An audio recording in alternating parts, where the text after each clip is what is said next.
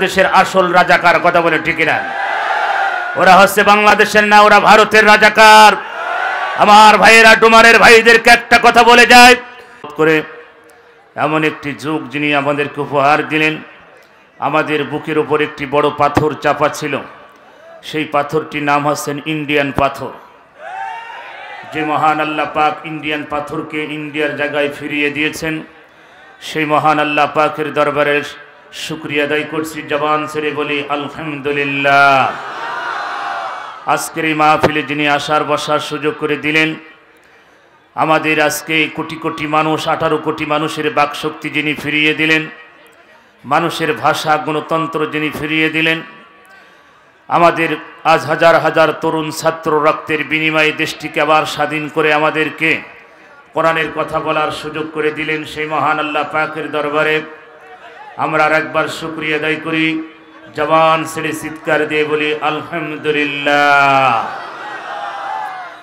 লাখ কোটি দরুদ বিশ্ব মানবতার মুক্তির দেশানি, ঘরে ধরা সমাজের হাবার, আইয়ামে জাহিলিয়া যুগের হাবার, শাফায়েতের কান্ডারি, উম্মতের কান্ডারি, দোজাহানের বাদশাহ জনাবে মুহাম্মদ রাসূলুল্লাহ, সবাই পড়ি সাল্লাল্লাহু আলাইহি ওয়াসাল্লাম। সম্মানিত টিপুপাড়া ডোমারের ভাইদেরকে বলছি, আমরা ইতিহাস পড়েছি, ইতিহাসের পাতায় পড়েছিলাম আইয়ামে জাহিলিয়া যুগ, পড়েন নাই?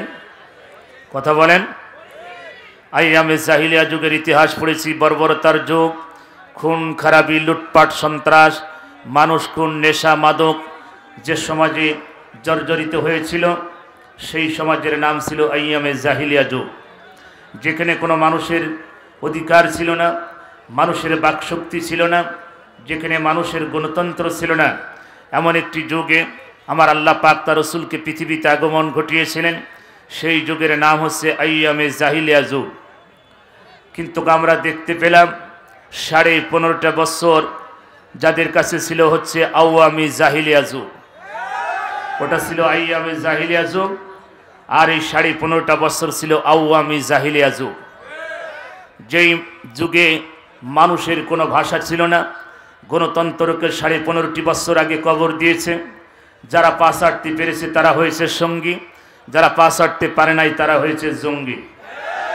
আমার ভাইয়েরা, এদেশের আলেমরা, উলামা লীগ নামে একটা দল আছে, ওটা ডাইরেক্ট হারামখোর।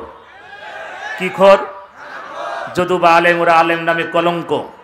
যারা এদেশে আওয়ামী লীগের সাথে যুক্ত হয়ে দেশটাকে ধ্বংসের পায়তারা করেছিল, এদেশের বিরুদ্ধে যারা ষড়যন্ত্র করেছিল, আমি একটা কথা আপনাদের ডোমারবাসীকে জানিয়ে দিতে চাই, আপনাদের এই পাশে যিনি সদরের ওসি ছিলেন তানবীর আহমেদ, এটা একটা আস্ত কুলাঙ্গার।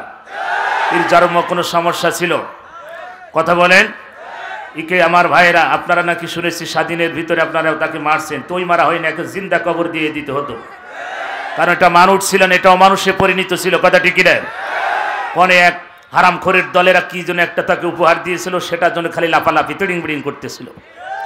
কাশিকাটার মাহফিলে আমাকে ওখানে ধরে রেখেছিল 3 থানার পুলিশ, ডোমার, এই এইটা আপনাদের জলঢাকার এবং কিশোরগঞ্জ এবং সদরের।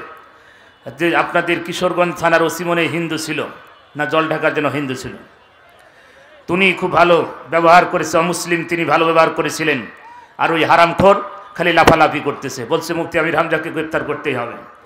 আমার ভাইয়েরা, 2024 সালে 5 আগস্টের আগ পর্যন্ত 90% ওসি ছিল ডাইরেক্ট হারামখোর, 10% ওসি ছিল ভালো, আর 60% পুলিশ ছিল ওই লেডিস ফিরাউনের পক্ষে, আর 40% পুলিশ ছিল সাধারণ মানুষের পক্ষে। বর্তমান এখন থানার পুলিশ, ওসি, ডিসি, এসপি এখন আলহামদুলিল্লাহ সবাই এখন ভালো। কথা বলেন ঠিক না? 2024 সালে 5 আগস্টের কথা বলতেছি, ওই সময় 60% পুলিশ ছিল ফিরাউনের পক্ষে, আর 40% পুলিশ ছিল সাধারণ মানুষের পক্ষে। কিন্তু বর্তমান পুলিশ প্রশাসন আলহামদুলিল্লাহ এখন ভালো। কথা বলে ঠিক না?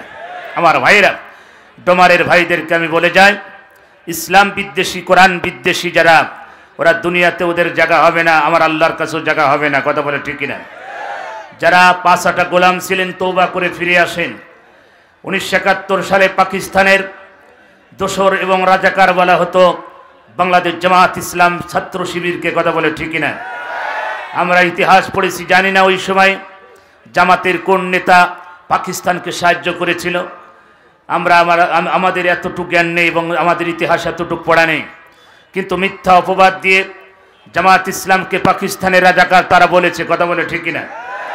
আমি বলি সেই সময় 1971 সালে যদি পাকিস্তানকে যদি একটু সাহায্য করেই থাকে, যদি রাজাকার হয়ে যায়, আমার দেশের তরুণ ছাত্র ছাত্রী রক্তের বুকে যারা রক্ত বের করেছে, আবু সাঈদের বুকে যারা গুলি চালিয়েছে, মুগ্ধকে যারা হত্যা করলো, এদের স্বাধীন করার জন্য যতগুলো সন্তান বুকের তাজা রক্ত দিল, আর এই স্বাধীনের বিরুদ্ধে যারা ষড়যন্ত্র করেছিল, ওরা হচ্ছে বাংলা